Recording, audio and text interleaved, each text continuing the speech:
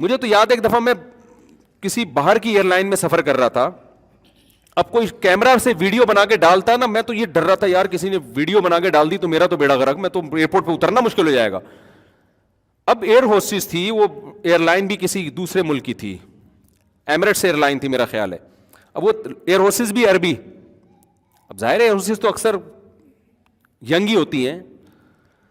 اب وہ کیا ہے, وہ بیچاری, اس کو اردو بھی آتی تھی کیونکہ پاکستان سے اتنے زیادہ اس کو اردو آ گئی تھی. اب اس نے کہا کہ میں آپ کے بیان سنتی ہوں بڑی عقیدت سے نا, تو کھانا وانا سب کو اس نے سرو کیا. پھر میرے ساتھ 2 سیٹیں خالی تھی, ادھر ہی آگے بیٹھ گئی. وہ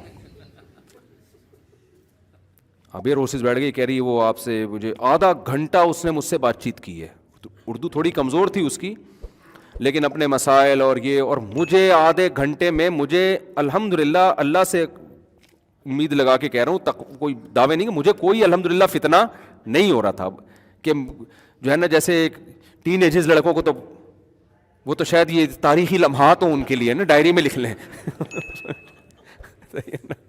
ہم تو بھائی 15 بچوں کے باپ ہیں الحمدللہ, گھر ہے اور ایک ایج بھی ہوتی ہے انسان کی, اور پھر کچھ اپنے اندر بھی. میں نہیں کہہ رہا کہ مجھے تو ڈر لگتا ہے کوئی دعوے کبھی نہ کرو بیٹھ کے, لیکن اس وقت بہرحال مجھے کوئی ایسا فتنہ عام طور پہ ایسے موقع پہ ہوتا نہیں عام طور پہ.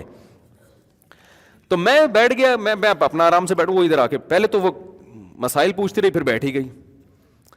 مجھے یہ ڈر لگ رہا ہے کہ یار کوئی کسی نے تصویر کھینچ کے ڈال دی نا تو میری ایسی کی تیسی. اب بتاؤ میں اس کو اگر اٹھاؤں وہاں سے, تھوڑا فاصلہ تھا الحمدللہ, یعنی بیچ میں ایک بندے کا فاصلہ تھا, وہ فاصلے سے بیٹھی ہوئی ہے. اب میں اس کو بولوں کہ آپ یہاں سے چلی جائیں تو یہ غلط رویہ ہوگا.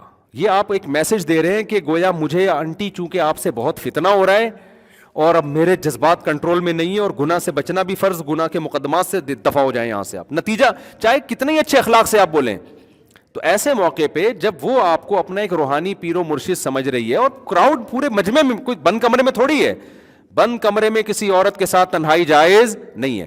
اتنا براڈ مائنڈڈ نہ بن جائیں کہ شرعی حدود ہی کو کراس کرنا شروع کر دیں. نبی صلی اللہ علیہ وسلم کی صحیح حدیث ہے کہ ایک مرد اور عورت تنہائی میں اکٹھے ہوتے ہیں, تیسرا کون ہوتا ہے؟ شیطان. تو بند کمرے میں کبھی, چاہے کوئی بھی آ جائے, کوئی خاتون آ جائے نا, کوئی بڈھی ہو بیچاری, کوئی بوڑھی ہو 75-80 سال کی ہو, ایک الگ بات ہے, لیکن ینگ کوئی عورت آئے کہ میں نے تنہائی میں ملنا ہے آپ سے, میں کہتا ہوں بھائی آپ یہاں بیٹھیں اور دروازے میں اپنے آفس کے کھول دیتا ہوں. میں لڑکوں کو بول دیتا ہوں بھائی یہ اپنی بات شیئر نہیں کرنا چاہتی, آفس کے دروازے کیا ہوں گے, کیوں آپ اتنا نا براڈ مائنڈڈ بن جائیں کہ شرعی حدود ہی کو کراس کرنا شروع کر دیں نا. پھر اگر وہ کہیں نہیں دروازے بند, میں دروازہ بند نہیں ہوگا بھائی, ٹھیک ہے نا, کیونکہ فتنے کا آپ بدگمانی کا موقع بھی نہ دیں, اور پھر اپنے اوپر اتنا اعتماد کرنا. تو 20 قسم کے ہوتے ہیں. تو